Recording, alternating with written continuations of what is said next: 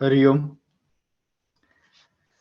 9:30 वाजताच्या ध्यानप्रक्रिया सेशनमध्ये मी आशुतोष सगळ्यांचं स्वागत करतो. नेहमीच्या प्रार्थनेने आपण सेशनची सुरुवात करूया. अखंड मंडलाकारं व्याप्तं येन चराचरं तत्पदं दर्शितं येन तस्मै श्री गुरवे नमः. गुरुर्ब्रह्मा गुरुर्विष्णू गुरुर्देवो महेश्वरः गुरुः साक्षात् परब्रह्म तस्मै श्री गुरवे नमः.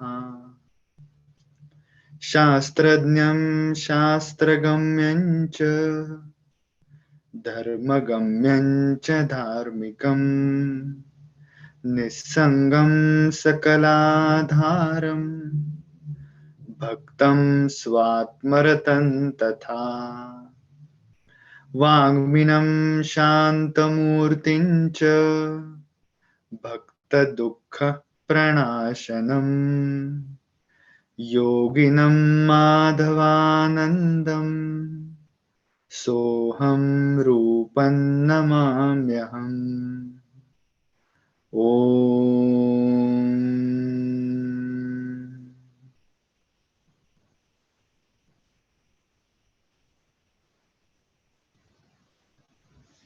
हरिओम.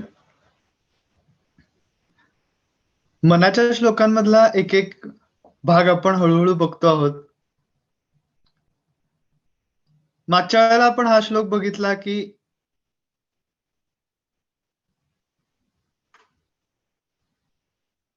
म्हणे दास संदेह तो विसरावा, घडीने घडी सार्थकाची करावी, सदा संगती सज्जनांची धरावी, बरा निश्चय शाश्वताचा करावा, म्हणे दास संदेह तो विसरावा, घडीने घडी सार्थकाची करावी, सदा संगती सज्जनांची धरावी. सज्जनांची संगती याच्यामध्ये मुख्य अर्थ समर्थांना साक्षात्कारी संत पुरुषांची संगत हाच अभिप्रेत आहे. म्हणजे त्यांची जरी देहाची संगत नाही लाभली, कारण तशी लाभणं कठीण आहे. गोंदवलेकर महाराज म्हणायचे की संतांच्या बाबतीमध्ये विशेष गोष्ट अशी आहे की जरी जो खरा संत असेल तरी सुद्धा त्याला ओळखणं फार कठीण गोष्ट आहे. याचं कारण समाजाभिमुख असतात संत, आणि महाराजांनाच एकदा एकाने विचारलं होतं की गोंदवलेकर महाराजांनाच की संत सुद्धा आमच्यासारखेच संसारातल्या सगळ्या सुखदुःखांच्या मध्ये गुंतलेले आहेत असं दिसतं, तर मग आमच्यात आणि त्यांच्यात फरक कसा करायचा. तर तेव्हा महाराज त्याच्यावरती त्यांनी हेच उत्तर दिलं होतं की संत हे संसारातल्या सुखदुःखामध्ये गुंतल्यासारखे दिसतात आणि आपण गुंतलेले असतो, हा त्याच्यातला फरक आहे.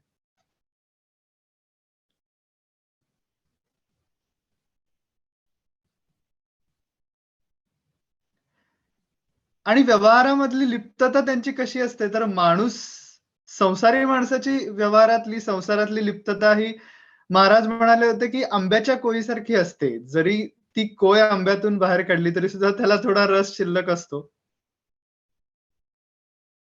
पण संत संसारामध्ये चिकूच्या बी सारखे असतात असं त्यांनी म्हटलं होतं की चिकूची बीला आता त्या बीला आतमध्ये अजून काही लागलेलं नसतं. जसं कोळीला आंब्याचा रस लागलेला असतो तसा चिकूच्या बीला लागलेला नसतो. तशीच संतांची लिप्तता असते की ते संसारात पण असतात पण संसारापासून वेगळे पण असतात.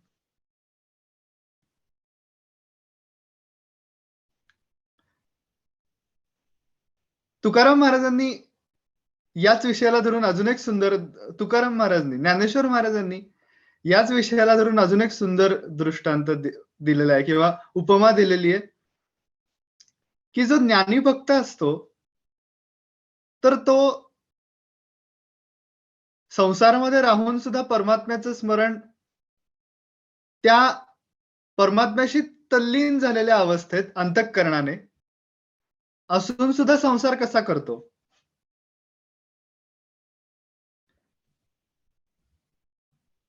योगस्थः कुरु कर्माणि संगम त्यक्त्वा धनंजय सिद्ध्य सिद्ध्यो समो भूत्वा समत्वम योग उच्यते.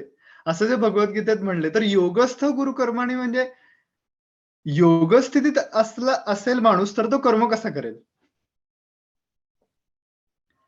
तर त्याच्यावरती ज्ञानेश्वर महाराजांनी सुंदर एक दृष्टांत दिलाय, की आईच्या पोटातलं मूल. ते आईच्या पोटातलं मूल हे आईशी पण कनेक्टेड असतं, पण आईपासनं वेगळं पण असतं म्हटलं तर. पण त्या नाळेने तिच्याशी जोडलं गेलेलं असतं. तसे ज्ञानी भक्त हे अंतःकरणातून भगवंताशी जोडलेले असतात.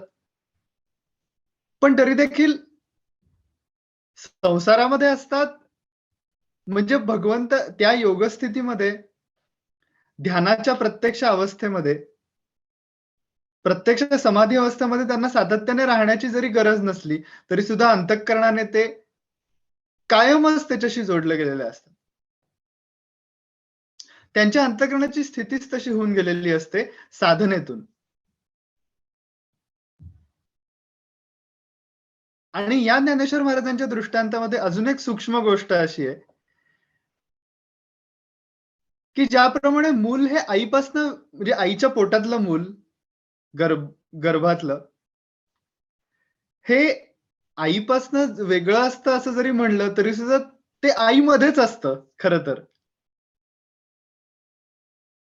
नाळ्याने ते जोडलं गेलेलं असतं ही गोष्ट जरी खरी असली आणि त्याचं शरीर हळू घडत जातं. एका पेशीपासून ते सुरुवात करतं, हळू त्याचं शरीर घडतं. तरी सुद्धा ते आईच्याच आतमध्ये असतं. तसं ज्ञानी भक्ताला हे सुद्धा रिअलायझेशन असतं, की आपण जरी या संसारात वावरत असलो, तरी सुद्धा हा सगळा संसार हे विश्वची माझे घर. ऐसी मती जयाची स्थिर. असं त्यांचं होऊन गेलेलं असतं.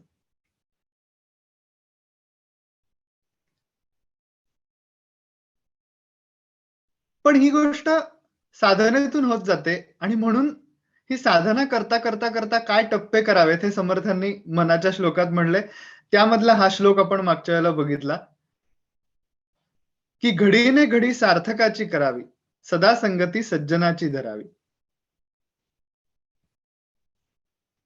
सार्थकाची घडी करणं म्हणजे जो काही वेळ रिकामा असेल आपल्या व्यवहारातला, तो जास्तीत जास्त शक्य तेवढा नामस्मरणामध्ये घालवणं, उपासनेमध्ये घालवणं ही तर गोष्ट झालीच. ते आपण करतोच आहोत असं समर्थांना अभिप्रेत आहे, की नियमित उपासना होते आहे हे अभिप्रेत आहे. पण व्यवहारामध्ये सुद्धा ज्या काही छोट्या-छोट्या गॅप्स राहतात.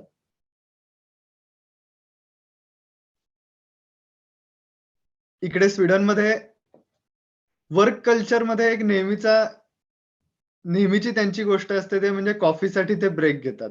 छोटे-छोटे असतात.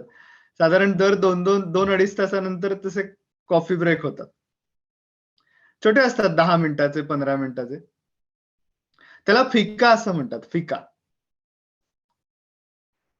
तर अशा काही-काही गॅप्स आपल्या संसारामध्ये असतात, व्यवहारामध्ये, की त्यावेळेला आपण टोटली माळ घेऊन नामस्मरण करत नसतो किंवा टोटली व्यवहारामध्ये नसतो. काही-काही गोष्टी अशा असतात आपल्या आपल्या आयुष्यातल्या, की ज्या अगदी रुटीन होऊन गेलेल्या असतात. जसं की अगदी साध्या-साध्या गोष्टींपासनं म्हणजे कपडे बदलणे, भांडी घासणे, कुठेतरी जाताना गाडी चालवणे. सहज श्रीराम, श्रीराम, श्रीराम अंतःकरणामध्ये जर म्हणलं, तर त्याचा एक सात्विक प्रभाव आपल्या मनावरती राहतो. आणि त्या सात्विक प्रभावाचा उपयोग मन एकतर भलतीकडेच जात नाही त्या वेळात शक्यतो. नको ते विचार करून मनाची एनर्जी खर्च कमी होते. नको ते निगेटिव्ह थॉट्स येत नाहीत. आणि एकूण एनर्जी सेव्ह होते. मनामध्ये पवित्र भाव राहतो आणि ही सगळी गोष्ट म्हणजे मनाची शक्ती, की ज्याला सत्व असं सुद्धा म्हणतात. ती मनाची शक्ती कुठेतरी या माध्यमातून सेव्ह होत जाते.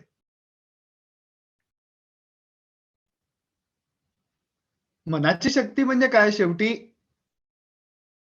जेवढं ते मन शांत राहू शकेल, जेवढं त्याला चंचलपणा करावासा वाटणार नाही, करायची गरज पडणार नाही, ती तेवढी त्याची शक्ती आहे. आणि हाच चंचलपणा कधी करावासा नाही वाटणार त्याला, ज्यावेळेला ते एखाद्या स्थिर गोष्टीवरती केंद्रित असेल, त्यावेळेला ते चंचल करणार नाही. महाराजच म्हणायचे, गोंंदवलेकर महाराज म्हणायचे, की मन हे माकडासारखं आहे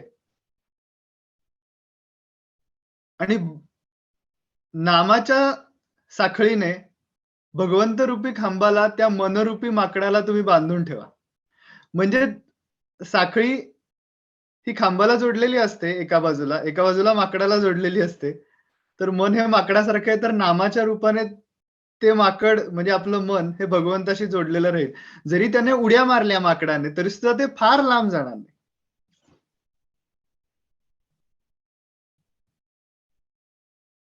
तर अशा पद्धतीने संत हळू-हळू समाजाला शिकवण्याचा प्रयत्न करत असतात.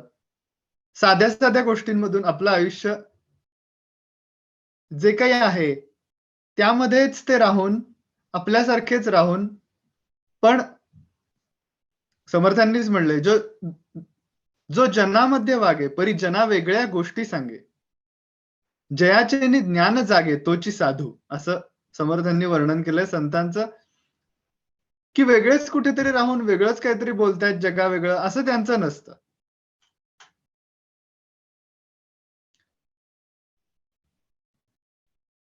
आणि त्यामुळे ते खूप आपलेसे वाटतात.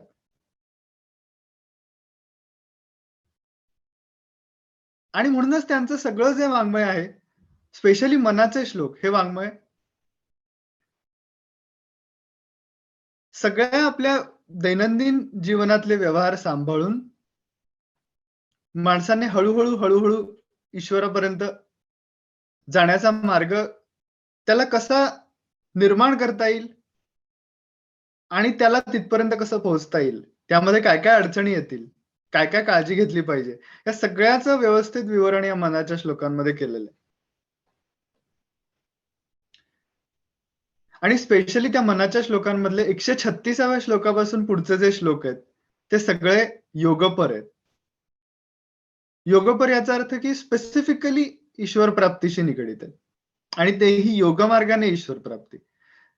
म्हणजे आपण जी ध्यानाच्या वेळेला करतो, की शांत बसणे, मस्तकामध्ये अवधान केंद्रित करणे, भ्रूमध्यापाशी.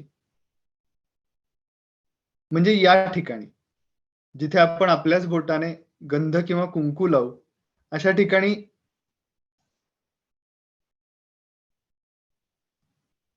लक्ष केंद्रित करणे.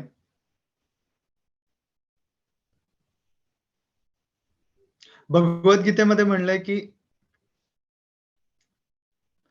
नासिकेच्या अग्रापाशी लक्ष केंद्रित करायचं. तर नासिकेचा आग्रा याचे 2 अर्थ निघू शकतात. एक म्हणजे नाकाचं टोक म्हणजे हा भाग आणि दुसरी गोष्ट म्हणजे नासिका जिथून सुरू होते तो म्हणजे हा भाग. भ्रूमध्य. तर गुरुदेव रानड्यांना एकदा एकांनी विचारलं होतं, की म्हणजे असा वाद चालला होता, की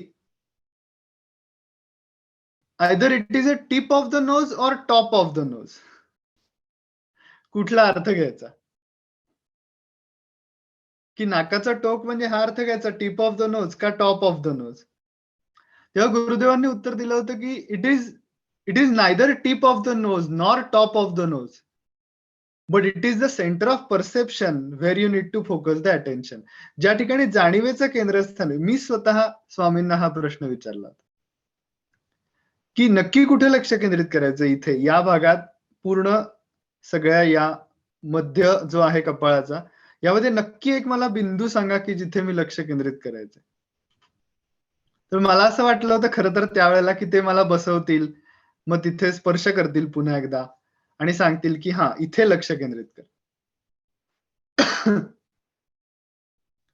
पण स्वामींची एक पद्धत अशी होती, सर्वच संतांची पद्धत ही असते, की त्या माणसाला आंतरिकरित्या बदलण्याचा, त्याचे विचार योग्य दिशेनं करण्याचा ते प्रयत्न करतात. तेवढ्या पुरतं ते सोल्युशन देत नाहीत. त्या इन्सिडेंट्सवरचं सोल्युशन त्यांचं नसतं. ते जनरलाइज्ड सोल्युशन असतं, की म्हणजे त्याला पुढे कधीही कशा दृष्टीने विचार करायचा असा प्रॉब्लेम आला तर ती दृष्टी ते देतात किंवा ती दिशा ते देतात. तर मी जेव्हा स्वामींना विचारलं, की कुठे नक्की लक्ष केंद्रित करायचं? तर स्वामी मला एकच वाक्य म्हटले, की "ते तुला आतूनच कळून येईल." शांत बसल्यानंतर ज्या ठिकाणी भ्रूमध्यभाशी अवधान केंद्रित करायचं असं तू स्वतःच्या मनाला शिकवल्यानंतर सहजच अवधान या ठिकाणी केंद्रित होतं. आणि सहजच हे लक्षात येतं, की हे जाणीवेचं केंद्रस्थान आहे. त्या ठिकाणी एक सेन्सिटिव्ह पॉइंट आहे हे आपल्यालाच आतमधनं जाणवत असतं. आणि ते निश्चित जाणवतं. मग तो एक्झॅक्टली बिंदू कुठला आहे वगैरे ह्या गोष्टींपेक्षा त्या जाणीवेच्या केंद्रस्थानी लक्ष केंद्रित होणं, आपलं मन तिथे केंद्रित होणं ही सगळ्यात महत्वाची गोष्ट. फायनली आपल्याला जायचंय ते स्व या आपल्या मूळ अस्तित्वाच्या जाणीवेवरती अवधान केंद्रित करायला जायचंय. पण ती अस्तित्वाची जाणीव ही गोष्ट अशी आहे, की त्याला रंग नाही, रूप नाही, गंध नाही. त्याला आपण स्पर्श करू शकत नाही. ही जाणीव आहे, हिला धरलं. समर्थांनीच म्हणलंय एके ठिकाणी मनाच्या श्लोकात, की "करी घेऊ जाता कदा आढळेना." करी म्हणजे हातामध्ये. करी घेऊ जाता. हातामध्ये घ्यायला बघितलं तर ते हातामध्ये येतं असं वाटत नाही. करी घेऊ जाता कदा आढळेना. जनी सर्व कोंदाटले ते कळेना. की खरं तर हे सगळ्या विश्वामध्ये कोंदाटलंय, पण ते आपल्याला कळत नाही, असं समर्थांनी म्हणलंय. तर ही जी अस्तित्वाची जाणीव फायनल जी गोष्ट आहे, की त्या अस्तित्वाच्या जाणीवेवरती अवधान केंद्रित करून राहणे. बास. तेवढं जमलं, की मग सगळा आत्तापर्यंतचा जो प्रवास केला, म्हणजे अगदी पार व्यवहारामध्ये चांगली वागणूक करण्यापासून सगळा जो प्रवास केला, मनाची पावित्र्यता राखली, शरीराची पावित्र्यता राखली, नामस्मरण केलं, मनामध्ये चांगले विचार येतील असं बघितलं, ईश्वराचं स्मरण केलं, अनुसंधानात राहिलो, योगाची प्रक्रिया मनामध्ये घोळवत ठेवली. मग ध्यानाला बसलो, शांत बसलो, मस्तकामध्ये अवधान केंद्रित केलं, मंत्र चालवला. सोहम मंत्र चालवत असतो तर श्वास घेताना सो, सोडताना हम हा मंत्र चालवला. मनाच्या वृत्ती हळू शांत झाल्या. मन या ठिकाणी आता केंद्रितच झालेलं आहे. ते तिथनं हलण्याची फ्रिक्वेन्सी खूप कमी होतीये. हळू-हळू स्वच्या अस्तित्वाच्या जाणीवेवरती मन राहायला लागलं. पण तरी सुद्धा वृत्ती येतायत. त्यानं ते डगमगतंय, तिथनं हलतंय. पण तरी सुद्धा पुन्हा एकदा मी स्व या मंत्राचा आधार घेऊन त्याला स्वच्या अस्तित्वाच्या जाणीवेवरती ठेवण्याचा प्रयत्न केला. आता ते तिथेच राहिलंय. काही वेळपर्यंत एक निमिष असं म्हटलं तरी सुद्धा तो क्षण साधला, की आपलं ध्यान जमलं असं समजायला हरकत नाही. त्या दिवसाचं आपलं ध्यान लागलं. तो क्षण साधला, की इतर कुठलेही विचार नाहीयेत आणि केवळ स्वच्या अस्तित्वाची जाणीव निश्चितपणाने आहे आणि स्पष्ट आहे. एकच क्षण.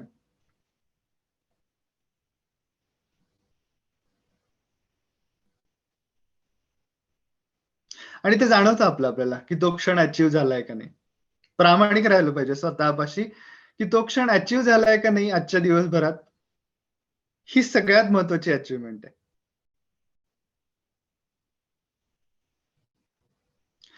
स्वामींनी देह ठेवल्यानंतर त्यांच्या आजूबाजूला जे डॉक्टर्स होते, त्यांच्यामध्ये एक डॉक्टर श्वेता प्रधान म्हणून एक साधिका होती. तर स्वामी गेल्यानंतर काही दिवसांनी केंद्रामध्ये श्वेताताईने एक प्रसंग सांगितला होता स्वामींच्या विषयी. स्वामींनी देह ठेवला होता त्यामुळे सगळेच जण अशा आविर्भावात होते, की देहात नसलेल्या सद्गुरूंना आपण त्यांच्याशी आपण कसं इंटरॅक्ट करायचं? कारण आतापर्यंत कायम भेटायत, चा योग यायचा, भेट व्हायची. पण आता आता काय? तर श्वेताताईने एका केंद्रामध्ये स्वामींचाच एक प्रसंग सांगितला होता, की तिने स्वतः स्वामींना एकदा असं विचारलं होतं, श्वेताताईने, की सद्गुरू देहात नसतील, तरी सुद्धा आपण त्यांच्याशी कनेक्शनमध्ये कसं राहायचं? कारण तिचं त्यावेळेला बऱ्याचदा अमेरिकेला जाणं वगैरे व्हायचं किंवा स्वामी अमेरिकेला जायचे. त्यावेळेला भारतामध्ये ऑफ कोर्स म्हणजे ते अमेरिकेला असताना भारतातले सगळे साधक त्यांना मिस करायचे. तर मग त्या सगळ्या दृष्टीने श्वेताताईने तेव्हा विचारलं होतं, की तुम्ही इथे नसताना आम्हाला तुमची आठवण येते. मग त्यावेळेला आम्ही काय केलं पाहिजे? म्हणजे तुमची आठवण येणं किंवा तुमचं अस्तित्व आम्हाला प्रकर्षाने जाणवेल यासाठी काय केलं पाहिजे? तर तेव्हा स्वामींनी ते उत्तर दिलं होतं एक तिला, की ते म्हणले होते, की मी जेव्हा माझ्या स्वामींपासून दूर असायचो, देहाने दूर असायचो. मी एक गोष्ट कायम ठरवली होती, की मी दिवसभरामध्ये एक नमस्कार स्वामींना असा करीन, की तो केल्याशिवाय मी झोपणार नाही.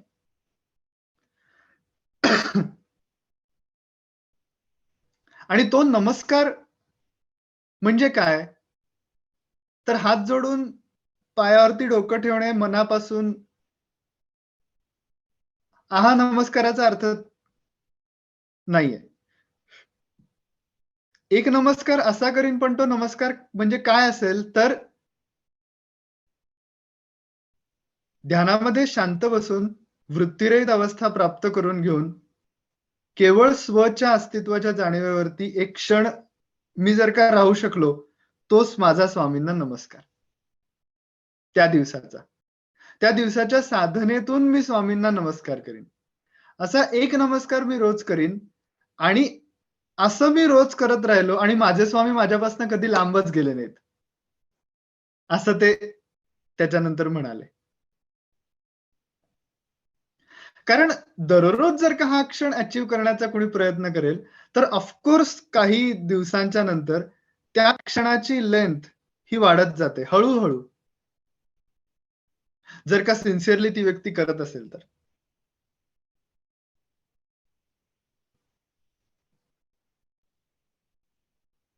त्यामुळे ही गोष्ट आहे, की कशा पद्धतीने आपण आणि किती कट्टरतेनं आपण या सगळ्या साधना या गोष्टीकडे आपण किती सिन्सिअरली बघितलं पाहिजे, ही पण गोष्ट संत एके ठिकाणी एकीकडे सांगत असतात आणि प्रेरणा पण देत असतात. आपल्या सोबत चालतायत असं आपल्याला वाटतं. स्वामी माधवनाथ म्हणायचे, की सगळे संत तुमच्या पाठीशी आहेत. त्याप्रमाणे आपण आपली साधना जोराने चालू ठेवूयात. आता आपण थोडा वेळ शांत बसणार आहोत. मस्तकामध्ये अवधान केंद्रित करून शांत बसायचं. आपल्या सद्गुरूंचं स्मरण करायचं. मुख्य ध्यानाची आपली जी काही प्रक्रिया आहे, त्या सगळ्याचा मुख्य उद्देश स्वच्या अस्तित्वाच्या जाणीवेवरती अवधान केंद्रित करून राहणे हाच आहे. हे पक्क मनामध्ये धरून थोडा वेळ शांत बसूया. 3 वेळेला मी ओंकार करीन आणि त्यानंतर आपण 10 मिनिटं ध्यान करूयात. हरी ओम.